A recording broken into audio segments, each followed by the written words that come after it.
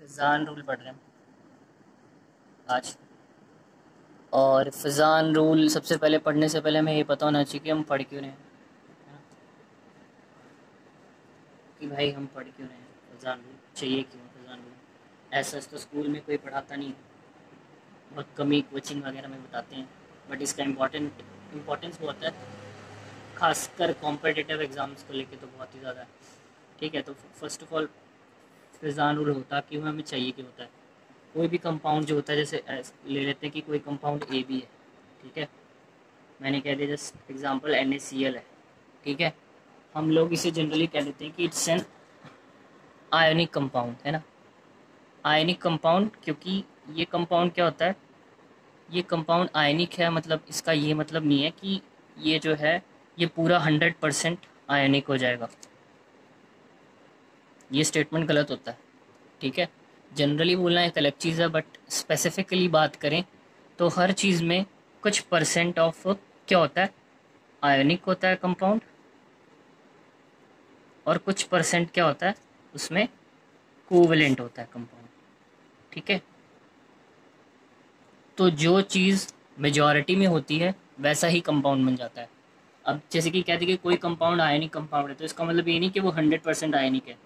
इसका मतलब ये है कि शायद उसमें 70% कंटेंट ऑफ आयनिक जो है, आयनिक कंटेंट जो है वो 70% हो, और जो आपका कोवेलेंट है वो 30% हो। तो दो अलग अलग चीज़ें हो गई ना। 100% आयनिक कोई नहीं है। तो क्या होता है कि कई बार क्या होता है, किसी कंपाउंड में 80% आयनिक होगा और 20% कोवेलेंट होगा, किसी में 90% आयनिक होगा, 10% कोवेलेंट होगा। तो उससे क्या है, कोवेलेंट का कंटेंट चेंज हो रहा है, कोवेलेंट का कंटेंट बढ़ ज़्यादा रहा है। और इसकी वजह से क्या है, कोवेलेंट के फीचर्स आ रहे हैं किसी कंपाउंड में, किसी में ज़्यादा किसी में कम। जिसमें 10% ऑफ कोवेलेंट है उसमें कम कोवेलेंट कैरेक्टर है, जिसमें 20% ऑफ कोवेलेंट है वो ज़्यादा कोवेलेंट कंपाउंड है। तो उसके अकॉर्डिंग कोवेलेंट कैरेक्टर के फीचर्स उस कंपाउंड में बढ़ जाते हैं। तो उसके कुछ ऐसे स्पेसिफिक फीचर्स होते हैं जिसको हम जज कर सकते हैं, पता लगा सकते हैं। एसिडिक कैरेक्टर हैं और भी कई चीज़ें हैं जिससे हम पता लगा सकते हैं। तो सबसे पहले तो दो चीज़ें होती हैं, आपकी जो कंपाउंड है उसमें एक होता है पोलराइज़र, एक पोलराइजेबिलिटी, दो चीज़ें होती हैं। ठीक है,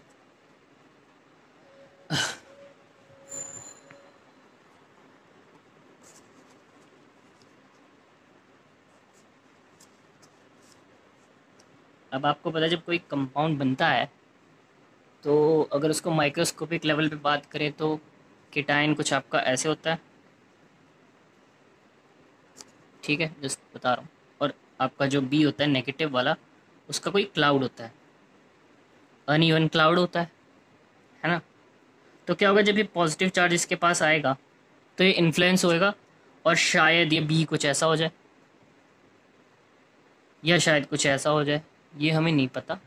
बट क्या है, मैं बताना क्या चाह रहा हूँ इससे, कि जो नेगेटिव चीज़ है आपकी, जिसे कहते हैं हम एनायन, है ना, वो क्या है, उसकी उसको कहते उसकी पोलराइजेबिलिटी की बात करते हैं, उसकी खुद की एबिलिटी जो पोलराइज हो जाए। और पोलराइज़र आपका होता है केटायन, जो कि होता है पॉजिटिव, और वो कैसा काम करता है, पोलराइज़र। ठीक है, दो जनरल चीज़ें पता चल गई कि पोलराइज़र होता है और एक पोलराइजेबिलिटी होती है। अब पोलराइज़र और पोलराइजेबिलिटी के बारे में बात करते हैं। इससे पहले फिजान रूल देख लेते हैं। ठीक है, फिजान रूल क्या कहता है,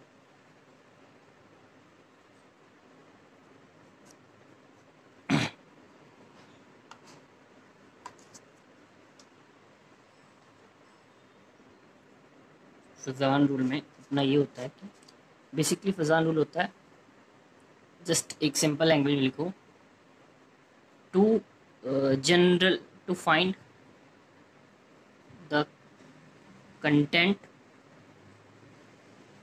कंटेंट से ज़्यादा कंपेरेटिव लिख सकते हैं, comparative content of covalent character in an ionic compound. ठीक है, मतलब क्या स्टेटमेंट का, कि to find the comparative character content of covalent character in an ionic compound, मतलब कि कंपैरिजन में देखना है किसी के कि किस में कोवेलेंट कैरेक्टर ज़्यादा है किस में कम है।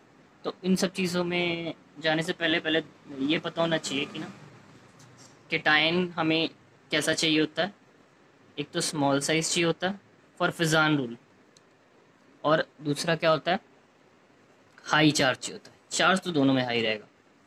जबकि आपका एनाइन में जब बात करते हैं तो इसके लिए साइज जो है वो लार्ज साइज होना चाहिए और चार्ज इसमें भी हाई होना चाहिए।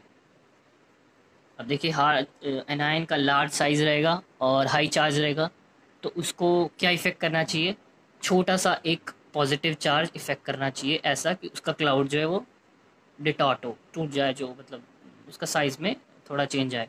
ठीक है, तो वही वो चीज़ें फिर कैरेक्टर पे बात आ जाएंगी फिर उसकी कोवलेंट की, कि इसको इतना इफेक्ट पड़ा तो ये इतना कोवलेंट है। उस तरीके से हम एक्चुअल कंटेंट तो नहीं बता पाएंगे, बट हाँ कंपैरेटिव कैरेक्टर ज़रूर बता पाएंगे कि हाँ इसके कंपैरिजन में इसमें कोवलेंट कैरेक्टर ज़्यादा होगा। एग्जैक्टली नंबर के लिए दूसरे कुछ फॉर्मूले, बट अभी इसके लिए यही है। ठीक है,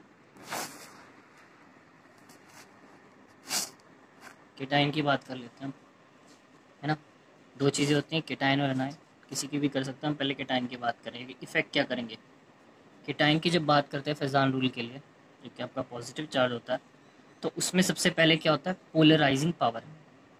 तो पोलराइजिंग पावर जो है ऑफ केटाइन क्या रहेगी आपकी,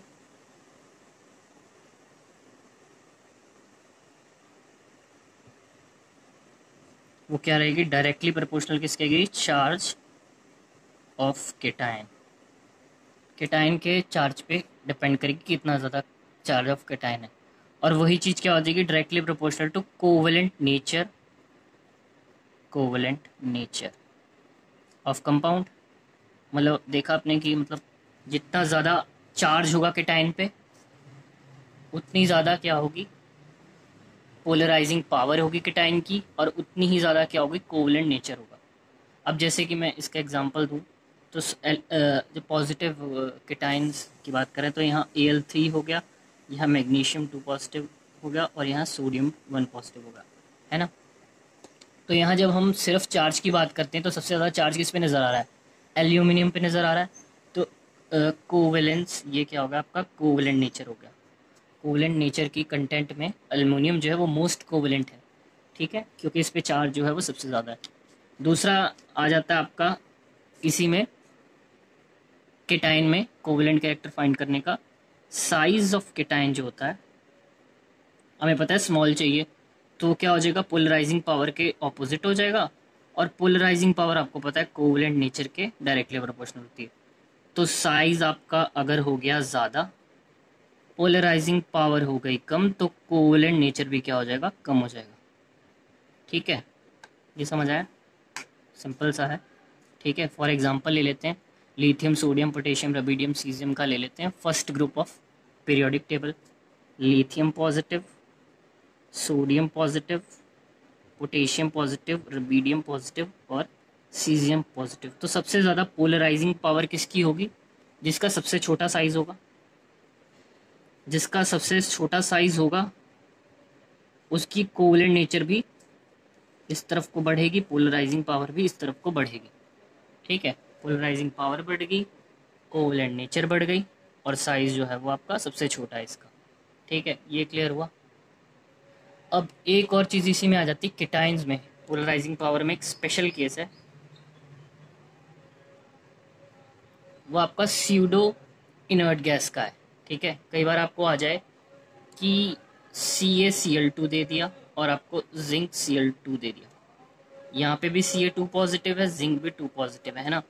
तो पहला वाला आपका रूल तो फेल हो गया, पोलराइजिंग पावर ऑफ, जब हम चार्ज ऑफ केटाइन देखते हैं, क्योंकि चार्ज ऑफ केटाइन तो दोनों में 2 पॉजिटिव है।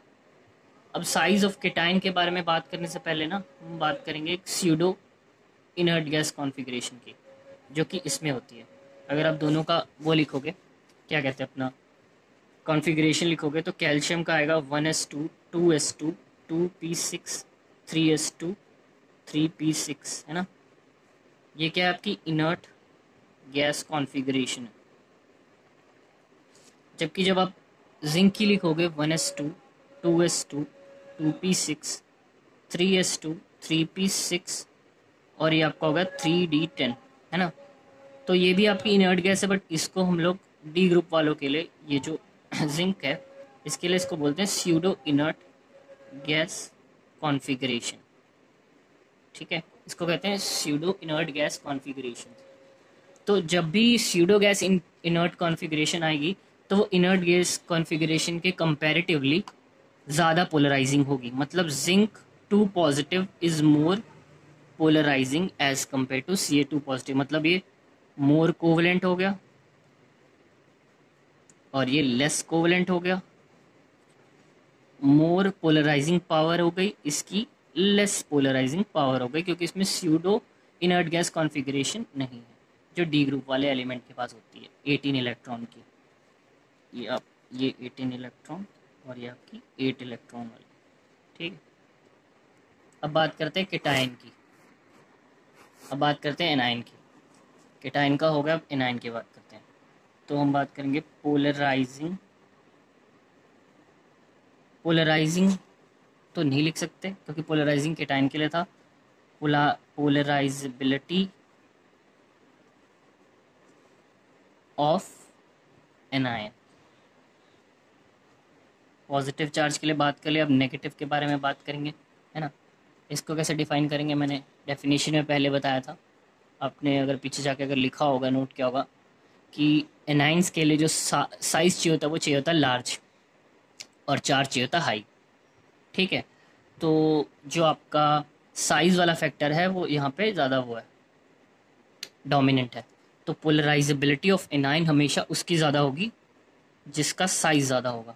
ठीक है, अब अगर हम बात करें, एग्जांपल लें, तो आपकी जो फैमिली है फ्लोरीन वाली, फ्लोरीन, क्लोरीन, ब्रोमीन, आयोडीन, है ना, तीनों में नेगेटिव नेगेटिव नेगेटिव नेगेटिव लगा दिया। डाउन द ग्रुप साइज जो है वो इंक्रीज़ करेगा, साइज इंक्रीज़ करेगा तो डाउन द ग्रुप मैंने लिख दिया कि पोलराइजेबिलिटी बढ़ेगी। तो सबसे ज़्यादा पोलराइजेबिलिटी आपकी आयोडीन की, फिर ब्रोमाइड की, फिर क्लोराइड की, क्लोराइड आयन, फ्लोराइड आयन की। ठीक है, तो ये आपका हो गया।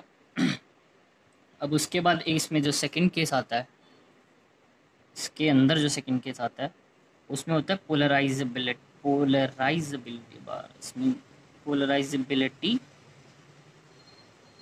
ऑफ एन आयन, जो किस पे डिपेंडेंट होती है, directly proportional to the charge. Polarisability हो चाहे पोलराइजिंग पावर हो, दोनों जो हैं वो चार्ज पे डायरेक्टली प्रोपोर्शनल होते हैं। बट जब पोलराइजेबिलिटी ऑफ एनाइन की बात करते हैं तो वो साइज के डायरेक्टली प्रोपोर्शनल होता है, जबकि पोलराइजिंग पावर ऑफ केटाइन जो थी उसकी बात करते हैं तो वो inversely proportional to the size होता है। ठीक है, अब ये हो गया आपका पोलराइजेबिलिटी ऑफ आयन। तो ये क्या होता है, पोलराइजेबिलिटी ऑफ एनाइन जो है वो चार्ज ज़्यादा चाहिए, जो कि पीछे भी नॉर्मल था, तो ऑब्वियसली ये होगा। ठीक है, सबसे ज़्यादा फॉस्फोरस की होगी, फिर सल्फर, फिर क्लोरीन की, क्योंकि सबसे ज़्यादा चार्ज नेगेटिव किस पे है, आपका फॉस्फोरस पे। ठीक है, तो अगर इसके एग्जांपल ले लेते हैं, जैसे कि केटाइन जो है वो कॉमन रख दें तीनों में, तो ये बनेगा, इसका ये बनेगा और इसका ये बनेगा। तो अगर मैं कहूँ कि आप कोवेलेंट कैरेक्टर डिफाइन करिए थ्रू फिजान रूल, तो हमने क्या कहा था कि पोलराइजेबिलिटी सबसे ज़्यादा किसकी हो गई, फॉस्फोरस की हो गई, सबसे ज़्यादा हो गई ना पोलराइजेबिलिटी सबसे ज़्यादा, और सोडियम तो तीनों में कॉमन है। तो जिसकी पोलराइजेबिलिटी पावर ज़्यादा उसका कोवेलेंट नेचर भी ज़्यादा। ठीक है, पोलराइजेबिलिटी ऑफ साइज पे अगर डिपेंड करें तो वो भी कोवेलेंट नेचर भी ज़्यादा। जैसे पीछे कहते हैं ना डाउन द ग्रुप, तो कोवेलेंट नेचर भी इंक्रीज़ करेगा, इधर भी इस साइड कोवेलेंट नेचर इंक्रीज़ करेगा। तो ये सबसे ज़्यादा कोवेलेंट हो गया, फिर ये समझ आ गई बात, क्योंकि फॉस्फोरस है सबसे ज़्यादा साइज, सबसे ज़्यादा चार्ज है, -3 है, -3 है, तो पोलराइजेबिलिटी सबसे ज़्यादा है, पोलराइजेबिलिटी ज़्यादा है तो आपका कोवेलेंट कैरेक्टर भी ज़्यादा होगा। ठीक है, अब बात करें अगर फिजान रूल के एप्लीकेशंस पर, एप्लीकेशन ऑफ फिजान रूल, तो सबसे पहले होता है एसिडिक कैरेक्टर फाइंड करना। ठीक है, जितना ज़्यादा आपका मोर इज़ पोलराइजेशन, जितना ज़्यादा पोलराइजेशन उतना ज़्यादा आपका कोवलेंट नेचर और उतना ही ज़्यादा आपका एसिडिक नेचर ऑफ कंपाउंड रहेगा। ठीक है, मतलब मोल द पोलराइजेशन मतलब क्या रहेगा, केटायन है तो स्मॉल साइज रहे, हाई चार्ज रहे, एनायन है तो लार्ज साइज रहे, लार्ज चार्ज रहे, तो वो मोर पोलराइजेशन होगी उन दोनों में, और उतना ही ज़्यादा उनका कोवलेंट नेचर होगा। कोवलेंट नेचर ज़्यादा होगा तो एसिडिक आपका नेचर उतना ही ज़्यादा होगा। फॉर एग्ज़ाम्पल अगर हम FeCl2 ले लें और FeCl3 ले लें, Fe जो है वो अलग अलग हैं, एक यहाँ आपका +2 ऑक्सीडेशन स्टेट में, एक आपका +3 ऑक्सीडेशन स्टेट में। तो मैंने बताया था एज अ व्हेन पोलराइज़र जब हम फाइंड करते हैं तो उसमें ज़्यादा चार्ज रहना चाहिए, तो कोवलेंट कैरेक्टर ज़्यादा होगा फेजान रूल के अकॉर्डिंग। तो इसमें आपका +3 हो गया तो कोवलेंट नेचर जो हो गया वो इसका ज़्यादा हो गया, इसका कम हो गया, तो है ना, इसका कोवलेंट नेचर ज़्यादा हो गया और ये आपका मोर एसिडिक हो गया। वैसे ही आपका एक दो एसिड होते हैं ना, एक आपके जनरल एसिड्स होते हैं जैसे कि HCl, chlorine, HF, HBr, HI, ऊपर नीचे लिख दिया, इसको ज़रा सेट कर देता हूँ, HF, HCl, HBr और HI। तो अक्सर कन्फ्यूज़न होती है कि साइज़ के अकॉर्डिंग अगर बंदा देखे तो एसिड में कंफ्यूज हो जाएगा, साइज़ डिफरेंस है यहाँ पे। वैसे साइज़ के अकॉर्डिंग भी यही बनेगा, बट अगर आप फिजान रूल लगाते हैं तो ये HI, I नेगेटिव क्या है आपका, साइज़ इसका लार्जेस्ट है, जो कि हमें एक अच्छे पोलराइजेबिलिटी में चाहिए होता है, और चार्ज भी सबका सेम ही है, 1 नेगेटिव है, तो ये जो है वो ज़्यादा अच्छा फिजान रूल के लिए काम करेगा। तो HI जो है वो मोस्ट कोवलेंट होगा, इनमें मोस्ट कोवलेंट होगा, तो आपका ये मोस्ट एसिडिक भी होगा। किसी चीज़ को मतलब एसिड या बेस प्रूफ करने के लिए एक से ज़्यादा वे हो सकते हैं, एक वे फिजान रूल के थ्रू HI को मोस्ट एसिडिक प्रूफ करने के लिए हमारे पास आ गया। ठीक है, तो दूसरा आपका आ जाता है, दूसरा एप्लीकेशन ऑफ फिजान रूल क्या आ जाता है कि जो एसिडिक नेचर है, एसिडिक नेचर है of hydrides of non metal increase on moving down the group. कैसे? By Fajans rule. ठीक है, देख लेते हैं। जैसे कि आपका H2O हो गया, H2S हो गया, H2SE हो गया, H2TE हो गया, H2PO हो गया, है ना। अब इसमें एसिडिक इन्होंने बोल दिया डाउन द ग्रुप इंक्रीज करेगा for hydrides of non metal. हम फिजान रूल से भी एक्सप्लेन कर सकते हैं इसको। डाउन द ग्रुप जाएंगे, इसका सबसे बड़ा साइज होगा, लार्जेस्ट एनाइन आ गया हमारे पास, चार्ज तो सब पे 1 नेगेटिव होगा, तो क्या हो गया, मोस्ट कोवेलेंट हुआ, तो मोस्ट एसिडिक भी हो गया। ठीक है, अब इसकी तीसरी और लास्ट चीज़ ये आती है कि कोवेलेंट नेचर जब आपको पता चल गया कि सबसे ज़्यादा है, तो वो डिज़ोल्व किस में होगा। अब लाइक डिज़ोल्व, लाइक वाली बात तो सबको ही पता है कि पोलर पोलर में डिज़ोल्व होता है, नॉन पोलर में डिज़ोल्व होता है। कोवेलेंट नेचर वाली चीज़ जो हो गई वो पोलर में कम हो गई, पोलैरिटी उसकी हो गई कम। तो कोवेलेंट नेचर में जिसकी चीज़ ज़्यादा होगी वो क्या होगा, more soluble in non polar solvent. ठीक है, नॉन पोलर सॉल्वेंट में जो आपका मोर कोवेलेंट नेचर वाला कंपाउंड है वो सॉल्युबल होगा। ठीक है, तो